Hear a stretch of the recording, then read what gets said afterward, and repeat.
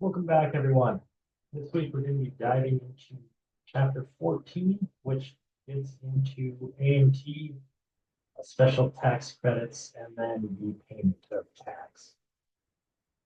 Let's start off by sharing the screen, and we will get into AMT. And I'm going to give you a quick preface on AMT. It came about in about the 60s or 70s.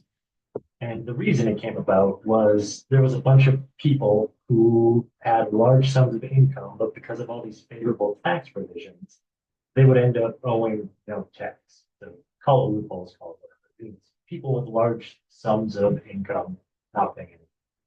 So Congress instituted the AMT, which stands for Alternative Minimum Tax. And you can't see this, but if you're in the Tax Act software, really any tax software, AMT gets calculated alongside your regular taxable income. It's just, it affects such a small portion of the population that you will likely never see it. Um, we'll get into some of it, but I'm not going to harp on it too hard because it's just not something you see all that often. Know it exists, understand kind of what it's doing, but really that's kind of the long and short of it. Um, we'll get into that here shortly along the tax credits and the payment of tax. All right, so learning objectives. Calculate the AMT, alternative minimum tax, describe self-employment income and compute the self-employment tax, describe the various business and personal tax credits, describe and compute the premium tax credit, explain the mechanics of the federal withholding tax system and the requirements for making estimated tax payments, describe tax planning considerations for AMT, tax credit, and payment of taxes, and finally, describe compliance and procedural considerations for AMT, tax credits, and payment of taxes. So again, we're getting back into alternative minimum tax. Like I said, I'm not going to harp on this too hard because it's just not something you're likely ever going to see. Just understand that it exists. Ensures taxpayers pay a fair share of taxes irrespective of exclusions, deductions, and credits. Kind of saying what I was saying earlier. You calculate it every year and you pay the greater of regular tax or AMT. And again, AMT gets calculated alongside regular tax. It's just 99.9% of the time, the regular tax is going to be the greater amount because there's a pretty large exemption that exists with AMT. So we'll dive into these, but here's the formula. You have your taxable income plus your AMT preference items, plus or minus your various adjustments. That gets you to your AMTI, stands for alternative minimum taxable income, less your exemption amount. I said that amount's pretty substantial. That gets you to your alternative minimum tax base. You multiply that by your AMT tax rate, get to your tentative minimum tax, minus your regular income tax. Finally, we're at alternative minimum tax. So here are the tax rates and the exemptions. So it's 26% on the first 220,700, 28% on any AMTI over that amount. And then your exemption amount is your basic exemption amount less 25%. So here we're getting into the preference items. So these are added back to your regular taxable income. We're looking at tax exempt interest on state and local private activity bonds.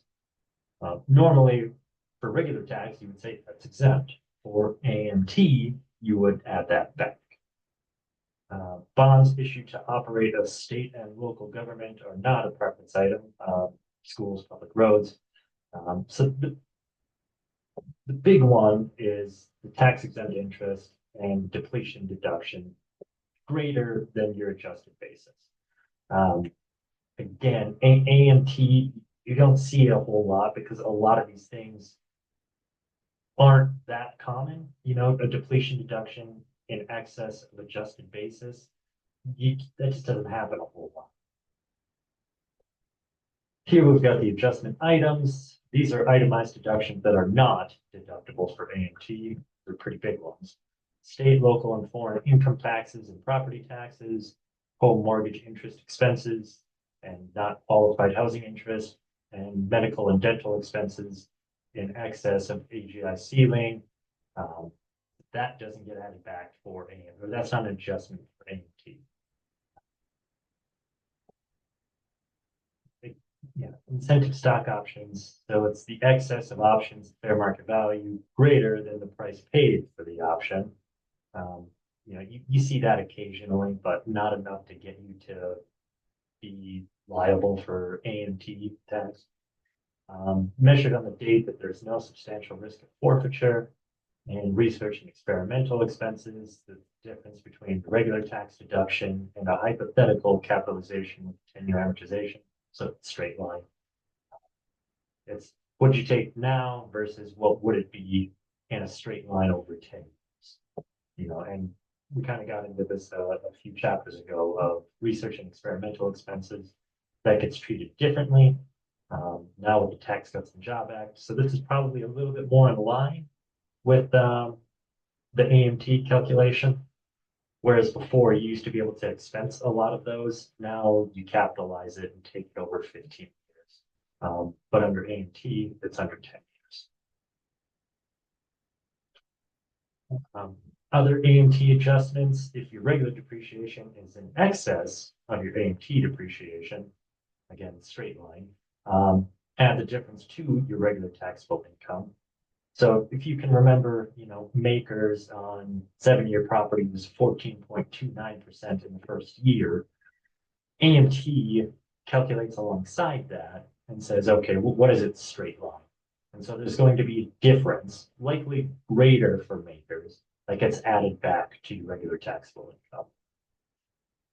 If regular depreciation is less than the AMT depreciation, you subtract that difference from regular taxable income. So same thing, but you're probably less likely to run into it. Generally, tax depreciation is going to be more favorable than AMT, so you're likely to be greater. You're less likely to be less. And then personal property, it's 150% versus Makers 200% declining balance. So other adjustments, real property placement service after 1986 and before 1999. The difference between Makers and a hypothetical 40-year straight line depreciation. Again, you're probably not going to run into that now because we're well past 1999. 179 is not allowed for AMT. That would be, you would calculate that as your regular depreciation in excess of AMT.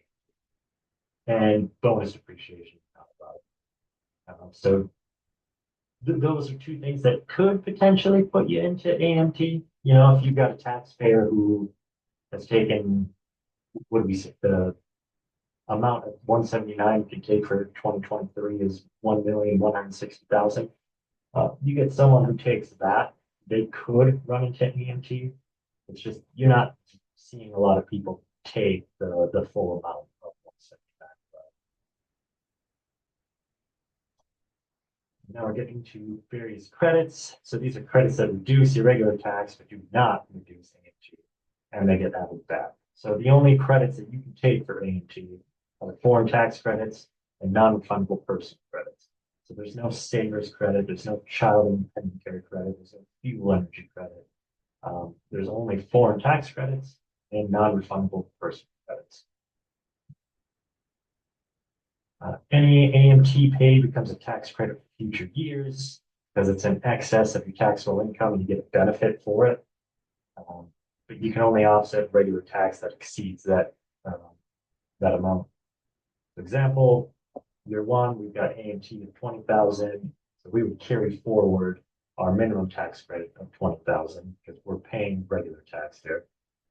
Year two, the regular tax is 115,000, and your AMT is 103. You can carry forward that 12 from the 20 to offset that, and then you would carry forward 8. Yeah, again, not something you see a whole lot, but understand that it exists. I'm going to stop this video here because these topics we will start diving into in a little more detail. It's just that AMT is something you run across so rarely that I don't want you to spend a whole lot of time memorizing all the rules.